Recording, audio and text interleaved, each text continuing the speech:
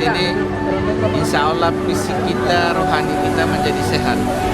Apresiasi dan terima kasih kepada Ibu Ketua Bayat